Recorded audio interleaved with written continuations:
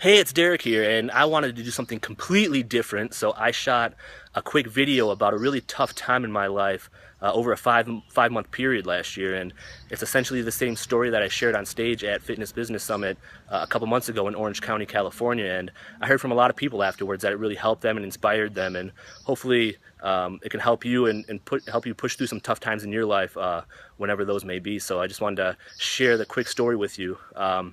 Last June, I was out at a fitness event in San Diego, and the only problem is I never actually made it to the event. I woke up at 12:30 in the morning with severe stomach pain, so I was rushed to the hospital, and I had 2 CAT scans. I had a number of different X-rays, and I had 6 different specialists looking at the results because they couldn't figure out what was going on.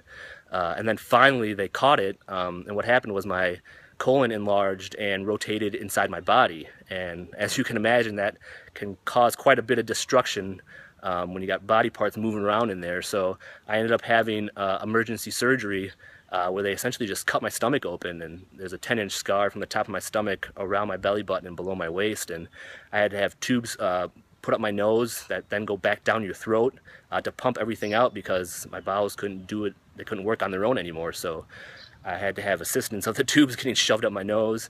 And then I had wraps around my legs because I was at risk for blood clots because I was in the hospital bed for so long that they had to essentially massage my legs, and they were just kind of wrapped around there. And after I was in the hospital for 10 days, I ended up losing 15 pounds. I essentially had to learn how to walk again because it was so painful just to even get up out of bed. But the one thing that I'm always going to remember, it was really strange, is I was laying there and the doctor had come in a couple days later and he was going to remove the staples. So my stomach was literally stapled together after the surgery, and he came in to remove the staples. And he's just sitting there casually talking to me as he's taking these staples out, and it didn't hurt at all physically, but mentally I'm just laying there and I'm thinking, is this really happening to me right now? Like, I can't believe this. A few days ago I flew out here going to a fitness conference, and now I'm in the hospital and I can't eat and I can't drink and I can't do anything. And it was just a really like a strange time where I just was trying to figure out if this was all real or not. And finally, after 10 days, I was able to leave and come back home. And after about 2 months, I was finally recovered and I was starting to feel a little normal again. And in that time, we actually had our first daughter. So we had our baby girl, Elena, and she went in for her 2-week checkup in early August. And what happened was she had a rash on her arms and her legs, and we just kind of assumed it was a normal baby rash, but we took her in and they were a little concerned about it, but nothing too bad. So they let her go, and I was sitting at home eating dinner actually, and I got a phone call from one of the nurses, and she said, we talked to some specialists after looking at Elena today, and we're really concerned, and you need to bring her down to the children's hospital, to the emergency room right now, because they're waiting for you. And I didn't go to the appointment, so I had no idea what was going on. So I just, freaking out. We took her down there, and she ended up staying in the hospital for 5 days. They couldn't figure out what was wrong with her. They drew spinal fluid from her. They took pieces of skin to do a skin graft, and all these horrible things they have to sit there and watch happen to her. And what ended up happening was she has a rare skin disease called it's called IP, and I don't even know how to pronounce the real name. It's like a tongue twister, but she ended up having a very rare skin disease. So these things happen within a couple month period, and I'm kind of getting down on myself a little bit. I'm like, well, why is all this happening so close together? And then 3 days after she was discharged from the hospital, I was back in the hospital. I ended up having a bowel obstruction literally 3 days after she was discharged.